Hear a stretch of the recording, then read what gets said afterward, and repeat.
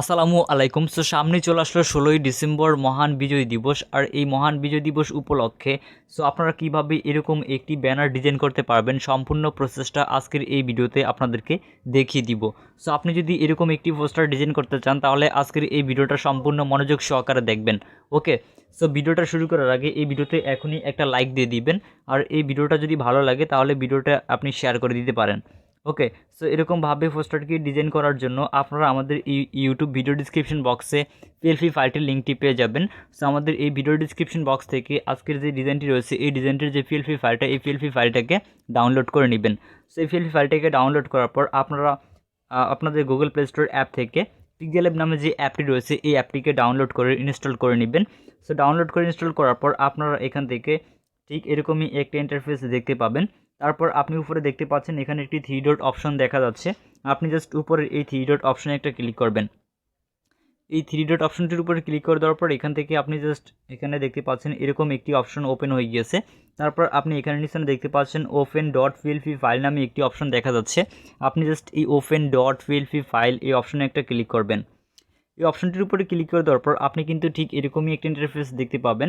তারপর আপনি এখানে দেখতে পাবেন যে ডট পিএলপি নামে একটি অপশন এখানে রয়েছে। আপনি জাস্ট আবারও এই ডট পিএলপি অপশনটিতে একটা ক্লিক করবেন। এই অপশনটির উপরে ক্লিক করে দেওয়ার পর এখান থেকে আপনি দেখতে পাবেন যে ডাউনলোড নামে একটি ফোল্ডার দেখা যাচ্ছে। আপনি এই ডাউনলোড ফোল্ডারটিতে একটা ক্লিক করবেন।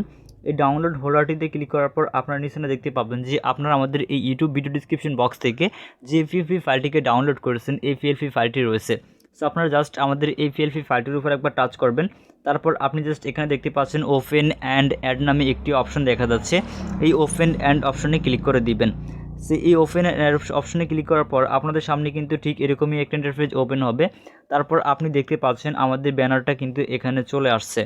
ওকে, এখন শুধুমাত্র আপনারা একটু কাস্টমাইজেশন করবেন। এখানে কিন্তু সব কিছু একদম অ্যাকুরেটলিভাবে দেওয়া রয়েছে। আপনি জাস্ট আপনার নামটা লিখে কিন্তু এই ব্যানারটাকে ডিজাইন করতে পারবেন। ওকে, সেজন্য আপনারা সর্বপ্রথমে এখানে একটু ক্লিক করবেন। এই অপশনটির উপরে ক্লিক করে দেওয়ার পর এখান থেকে আপনি দেখতে পাচ্ছেন যে এই একটি অপশন দেখা যাচ্ছে। এই অপশনটার যে লকটা রয়েছে এই লকটার উপর একবার টাচ করবেন। তারপর এখান থেকে আপনি একটু যদি এই যে এখানে যে লেখাটা রয়েছে এটার উপর একবার টাচ করবেন। তারপর এখান থেকে এটা হালকা একটু ছোট করে দিবেন। তারপর এখান থেকে এটাকে এভাবে একটু অ্যাডজাস্টমেন্ট করে নেবেন। ওকে, আমি এটাকে এভাবে রেখে দিলাম।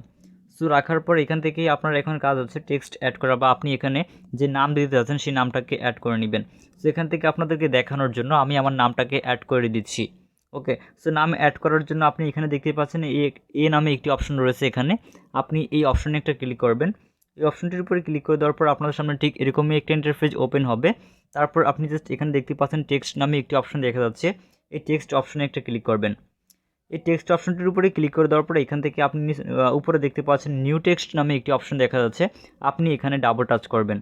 এখানে ডাবল টাচ করার পর আপনার সামনে ঠিক এরকমই একটা ইন্টারফেস ওপেন হবে। তারপর এখান থেকে আপনি আপনার নামটা এখানে লিখে দিবেন। ওকে গাইস, আপনাদেরকে দেখানোর জন্য আমি এখানে জাস্ট আমার নামটাকে লিখে দিচ্ছি। নাম দেওয়া হয়ে গেলে আপনি উপরে দেখতে পাচ্ছেন এখানে ওকে নামে একটি অপশন দেখা যাচ্ছে। আবার এই ওকে অপশনে একটা ক্লিক করবেন। এই ওকে অপশনটির উপরে ক্লিক করে দেওয়ার পর এখান থেকে আপনার নামটাকে এভাবে ধরে আপনি যেখানে রাখতে চাচ্ছেন সেখানে জাস্ট একটু রেখে দিবেন, অ্যাডজাস্টমেন্ট করে নেবেন আপনি আপনার যে ব্যানারটা রয়েছে এই ব্যানারটা অনুযায়ী। ওকে, এখন চাইলে কিন্তু আমরা যে টেক্সটটাকে অ্যাড করেছি এই টেক্সটের যে কালারটা রয়েছে এই টেক্সটের কালারটাকে চেঞ্জ করতে পারি। এই কালারটাকে চেঞ্জ করার জন্য আপনি জাস্ট এখান থেকে একটু স্ক্রল করে পাশে গেলে দেখতে পাবেন এখানে কালার নামে একটি অপশন দেখা যাচ্ছে। আপনি জাস্ট এই কালার অপশনে একটা ক্লিক করবেন। এই কালার অপশনটির উপরে ক্লিক করে দেওয়ার পরে এখান থেকে আপনার ইচ্ছে মতো যে কোনো কালার ব্যবহার করতে পারবেন। এখানে দেখতে পাচ্ছেন অসংখ্য কালার দেওয়া রয়েছে।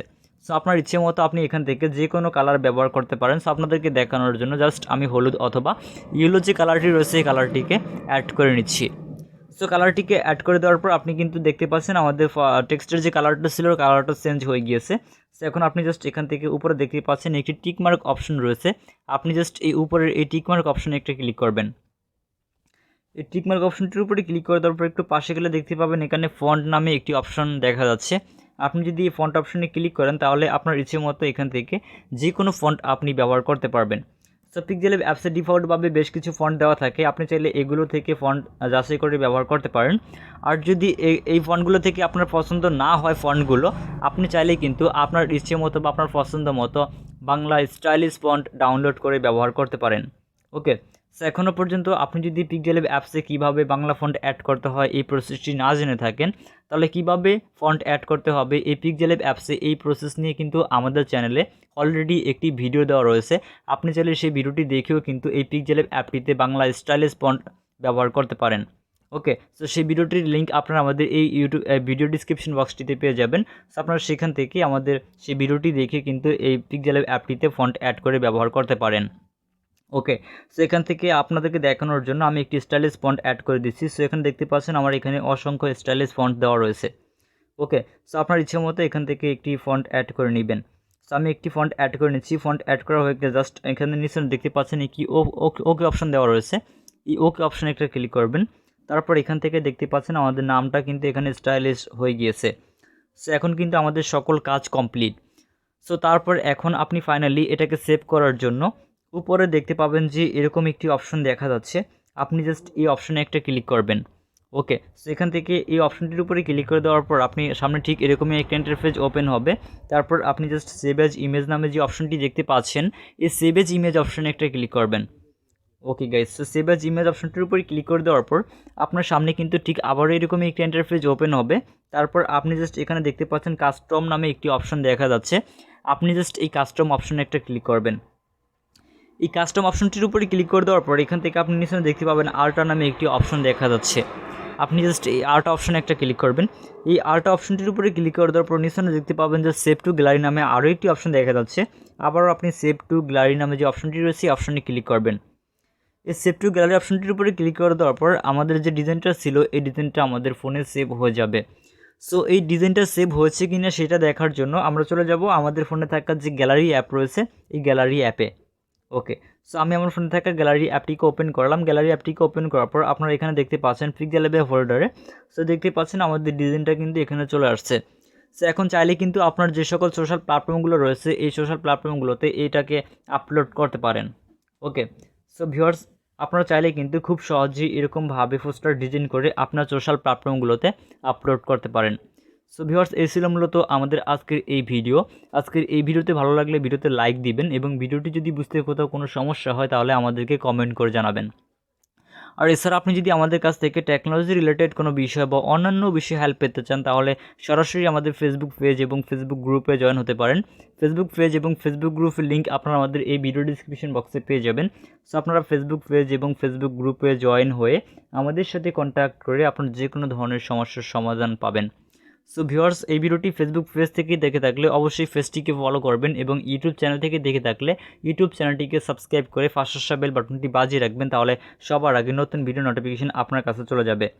সো ভিউয়ার্স, দেখা হবে পরবর্তী ভিডিওতে। সে পর্যন্ত সকলেই ভালো থাকবেন, সুস্থ থাকবেন। আল্লাহ হাফেজ।